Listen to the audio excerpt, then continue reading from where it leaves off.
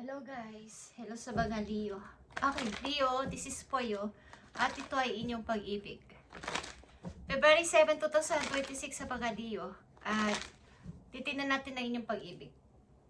Message sa inyong pag-ibig guys kung kayo ay pumapag-ibig, Leo. Lalaki man kayo, babaeng Leo. Okay, tingnan natin. Ang pag-ibig ng mga Leo.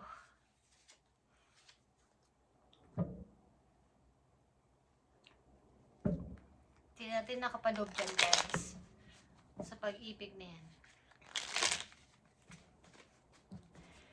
February 7, 2026 guys. Kumusta na kayo guys? Kung kayo nasa pag-ibig, ito inyong message.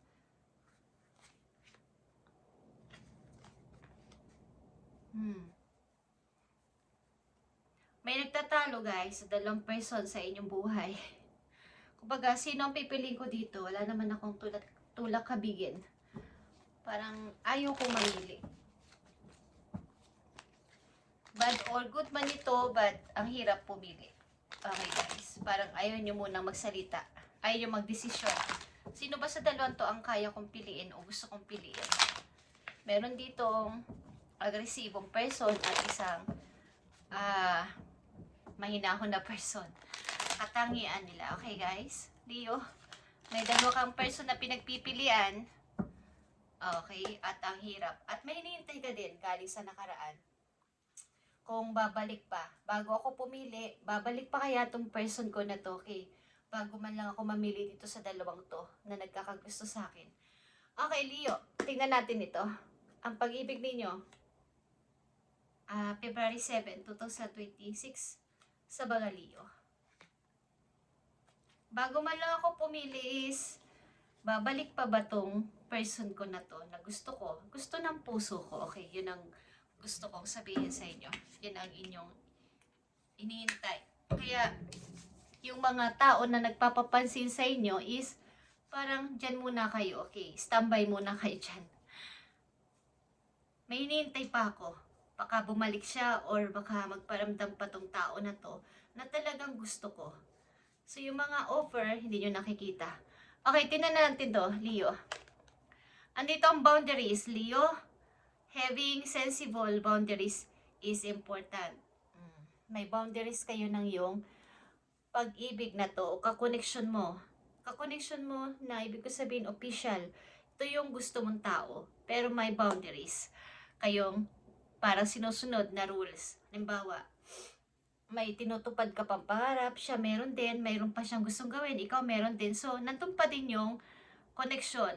Kaya lang is, maaaring, parang, alam niyo yung call off or temporary hiwalay muna, pero walang closure. Kaya, may paghihintay at may pag-asa. Umaasa, okay? Na darating pa siya, magbibigay ng effort, gagawa ng aksyon. Okay guys, tingnan natin ang boundaries na to. So, ayan na nga guys. Okay. Ang isa sa inyo, ikaw ito, Leo, ay busy sa work. Busy sa kakatrabaho. Kaya may boundaries. At unti-unti mong natutupad ang iyong mga pangarap. Okay, 9 of Cups is here. 7 of Pentacles, 9 of Cups, and andito din yung Knight of Swords. Okay, parang pakikipag sapalaran kahit saan, kahit kanino, wala kayong inaatrasan, kahit anuman. At sabi ko nga dito sa inyo, meron kayo ditong agresibong makikilala o nakilala na pero hindi pa sure kung gusto nyo ang person na to sapagkat may pagka-aggressive. Okay. So, andito talaga yung inyong pagtatrabaho. Pagsisikap, magtrabaho, magpalago sa sarili, magpalago sa pera, at namumuhay ng maayos. Okay? Meron kayong tinatanging person sa inyong puso, kaya lang ay may boundaries. May boundaries. Hindi siya makalapit o hindi ka rin makalapit. Parang mayroong gap, pero andun siya sa puso mo. Okay? Leo, tingnan natin. Andito yung paghihintay. Okay guys, sa tao na yung mahal. Hinihintay mo siya. Sa malayo, nakatingin ka sa malayo, taghihintay, kailan siya darating? Kailan kaya siya magpaparamdam? Kailan kaya niya ako susunduin? Kailan kaya niya ako pupuntahan? So, may paghihintay. At ayan na nga, mula sa Three of Wands, may Two of Wands. Meron ka ng pipiliin o meron ka ng gustong piliin. Maring ito ay nasa malayong lugar, meron ka ng pinili o pipiliin this time. Sapagkat matagal-tagal ka na rin naghintay sa taong iyong minamahal, pero kailangan mo nang mag-decide, kailangan mo nang mamili, kailangan mo na kasing, ang tagal na kasi. So may mga tao naman na dumarating sa buhay mo. Why not na hindi ako mag-start ng bago sa sarili ko, okay? So andito pa din yung Two of Sword, guys. Nakita niyo tong Two of Sword, andito na naman. But no. May pinili ako, may gusto na akong piliin, but paano ba ako magsasalita? Paano ako magdedesisyon? Okay, Leo. At nandito yung pagka-defensive sa inyong sarili. Ayaw nyo mag-entertain. Okay? Ayaw nyo mag-entertain ng bagong tao. Hindi ko alam kung bakit, pero parang meron kayong promise ng tao na to na yung minamahal. Andito yung inyong pagsisikap sa buhay. Maaring sa trabaho is okay naman kayo, guys. Kaya lang pagdating sa pag-ibig is andito yung pagdadoubt. Okay, anong kahihinat na dito? Leo, sa inyong kasalukuyan. Maaaring gusto mo nang mag-start ng bago.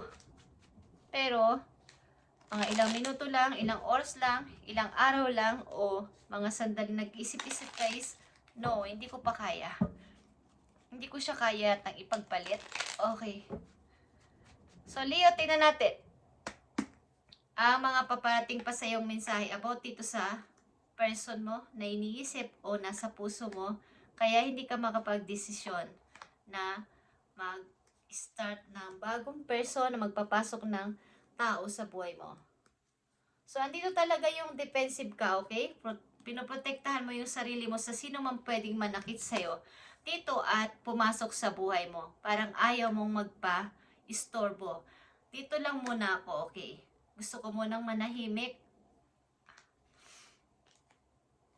So, andito ang 8 of Wands, guys. May mga messages ito online. Maaaring kayo ay sa kasalukuyan may ka-chat sa online.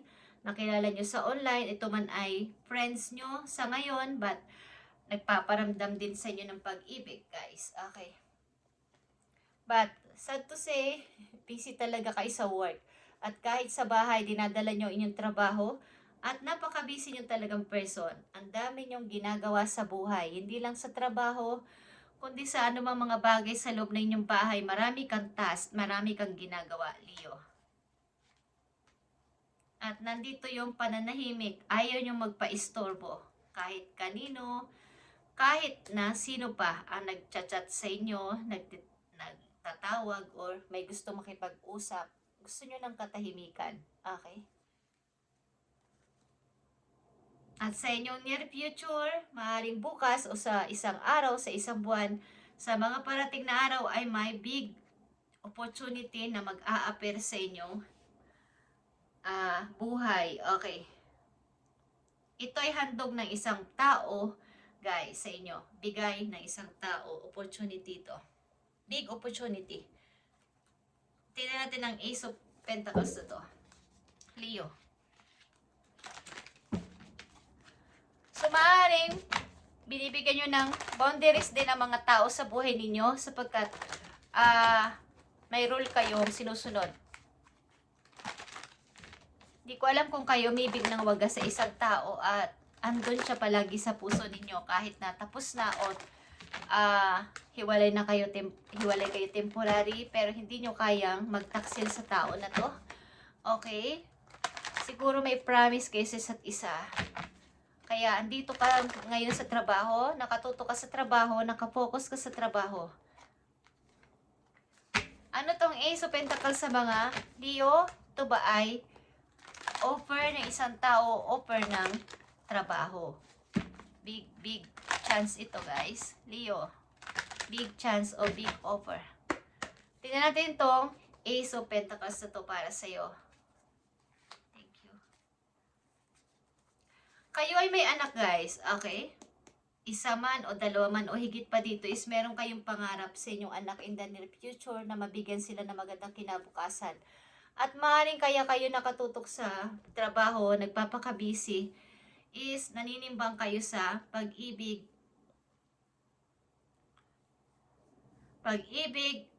sa career at saka sa inyong mga anak. Naninimbang kayo dito. Alin dito ang aking dapat nabigyan ng priority o prioritize? Okay. So, Ace of Pentacles is here, is Ace of Cups, guys. May dalawa ka na ditong Ace. Ito ay bagong person, bagong mga idea, bagong-bago sa buhay mo. Yeah, guys. Ang Ace of Pentacles ay handog ng isang bagong person sa iyo at isang maligaya itong family na mangyayari. Pagsasama ng dalawang couple na masaya forever. Okay, guys. So, ang Ace of Pentacles dito ay nangangahulugan na may o-offer sa iyo ng bagong pasimula. Okay, Leo. At ito ay magiging kasama mo sa buhay, sa bahay, kasama mo happy family ito. At ito ay talagang napakagandang pag-ibig, guys. Ito ay Ace of Cups at Ten of Pentacles. Okay, ito ay pure na love at bagong-bago. Okay, Leo. Ito ay magandang balita sa'yo. At kung ikaw ay may anak sa una na kasama, maaaring tanggap ito ng person na to. Okay? Ito ay happy family na masasabi at pang forever ito. Guys, okay. Ace of Cups and Ten of Cups. Okay. Tingnan pa natin ang mahalagang message po yun, Leo. Okay, ascending the mountain, keep going forward, Leo. Ano man ang kalagayan nyo sa buhay sa ngayon, mahirap man ang inyong tinatahak na landas, sa inyong kasalukuyan is keep moving forward. Huwag kang titigil, huwag kang susuko hanggat di mo na aabot ang finish line ang gusto mo mangyari sa buhay. Ito man ay pabundok, pabundok ito is maaabot at maabot mo pa rin ang iyong pupuntahan. Okay? Kahit sinong manglalakbay, guys, kung mga bundok ang inyong dadaanan, sasaan ba't makakababa kayo sa patag? Hindi yan palaging bundok. Okay? Kung palagi naman bundok yan, sasaan ba't madadating nyo rin ang tuktok? Okay. Ang pinakatuktok kung yun ang inyong goal, ang inyong tagumpay. Okay. Sa journey ng inyong buhay, maabot at maabot ninyo inyong kung saan man kayo pupunta, naman ang inyong gagawin is keep going forward. Okay. Leo, ito ang inyong message. February 7, 2026. Mahalaga ito para sa iyo.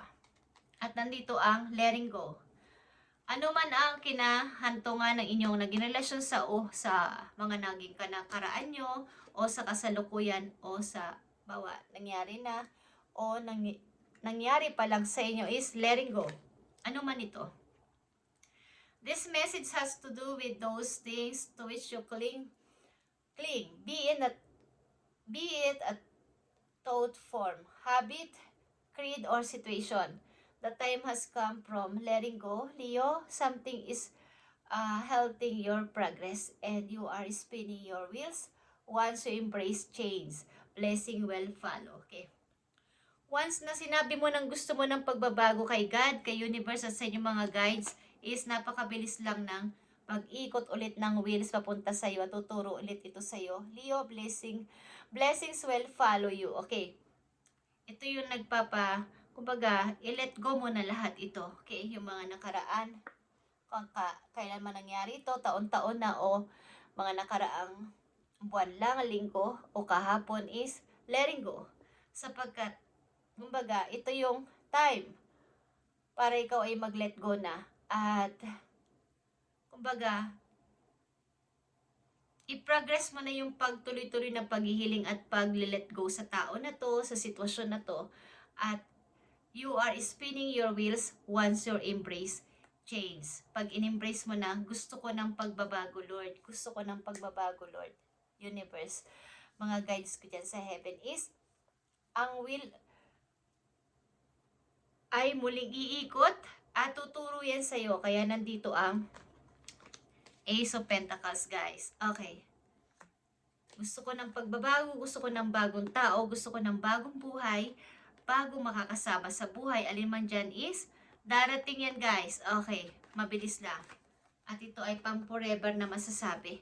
At wala ka nang mahihiling pa dito. Maaaring may pinagpipilian ka na sa inyong kasalukuyan. Maaaring ito ay 2 or more person, guys. At ang hirap mamili sapagkat naninimbang ka maybe sa iyong anak at sa karir mo at sa tao na to na pipiliin mo. Pero nakikita ko dito meron kang pinipili na, okay? At, yeah.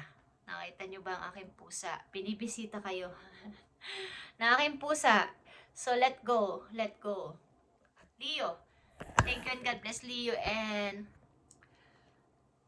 pagpalain kayo ni God sa inyong mga gagawin at pag-desisyonan na ito is napakaganda nito, guys.